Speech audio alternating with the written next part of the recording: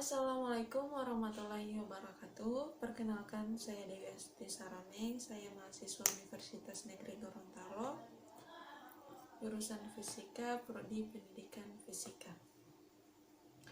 Nah, di video kali ini saya akan mempresentasikan jawaban mengenai nasionalisme Indonesia dan tantangan masa depan.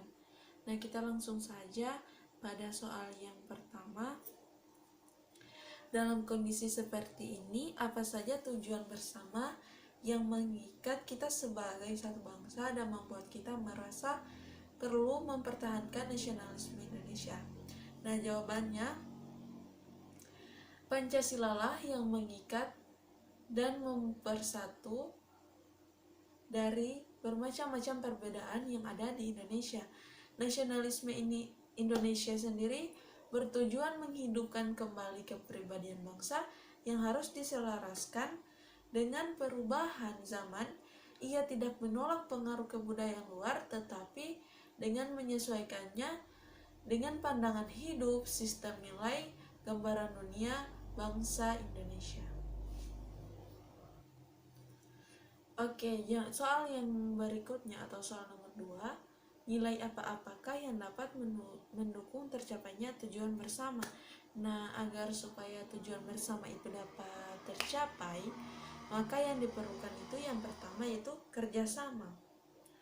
Yang kedua, saling menghormati, dan yang ketiga, saling menghargai, dan yang keempat, toleransi. Nah, jika kita melakukannya itu dengan cara bekerja sama, saling menghargai berbagai macam pendapat yang ada, kan setiap orang itu kan memiliki pendapatnya masing-masing.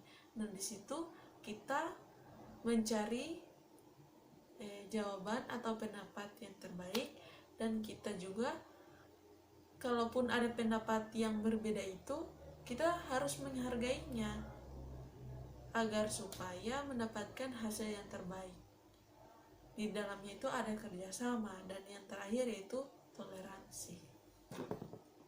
Oke, kita lanjut pada pertanyaan yang ketiga, yaitu bagaimana formula nasionalisme yang relevan dalam konteks transnasionalisme dan kewarganegaraan global.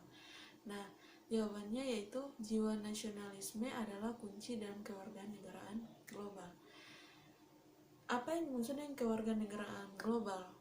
Kewarganegaraan global itu merupakan persatuan seluruh warga negara di berbagai penjuru dunia yang tidak mengenal batas, baik itu ras, suku, budaya, asal negara, tingkatan, ataupun lainnya. Mereka bersatu atas dasar kebersamaan dalam mencapai tujuan bersama, yaitu membuat dunia lebih baik dengan berperan aktif melakukan berbagai tindakan dan kontribusi yang nyata demi kemajuan masyarakat global. Di dalam pengertian ini, kita dapat menarik kesimpulan bahwa warga negara di berbagai penjuru dunia harus berperan aktif dalam melakukan berbagai tindakan dan kemajuan kontribusi yang nyata demi kemajuan masyarakat global. Tindakan dan kontribusi yang nyata tersebut haruslah didasarkan pada semangat jiwa nasionalisme yang tinggi, karena jiwa nasionalisme merupakan akar dari berbagai macam budaya dan nilai-nilai di dalam jati diri bangsa Indonesia.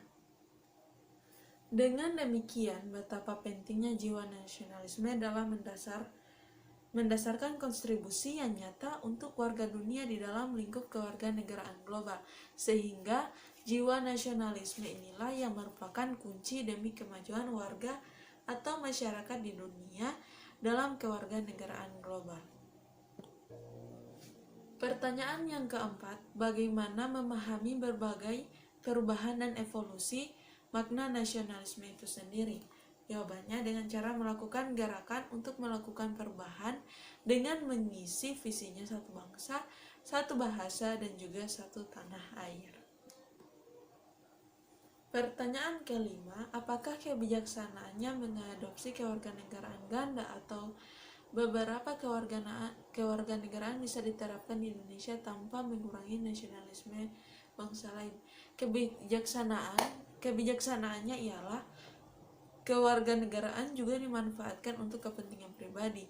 Masih banyak warga negara Indonesia yang merasa tidak mendapat perlakuan adil dari negara. Mereka yang diperlakukan tidak adil bisa saja merangkak kewarganegaraan lalu menjual informasi rahasia pada negara yang lainnya. Pertanyaan yang terakhir, apakah elemen yang mengikat kita sebagai satu bangsa dapat ditumbuhkan dan dipelihara, diperkuat seiring dinamika kehidupan bangsa, bernegara, dan bermasyarakat? Jawabannya harus diingat bahwa semua suku bangsa ini dulu sebenarnya adalah warga negara. Paling tidak ada 30 kerajaan yang dianggap besar, bahkan jika dihitung kerajaan-kerajaan yang kecilnya itu sampai 500, itulah yang menjadi Indonesia. Kalau tidak ada pengikatnya bisa bubar, tetapi karena pengikatnya adalah Pancasila. Nah, itulah arti penting dari adanya Pancasila, bisa menyatukan dari berbagai perbedaan, dari banyaknya kerajaan, sehingga menjadi kita satu Indonesia.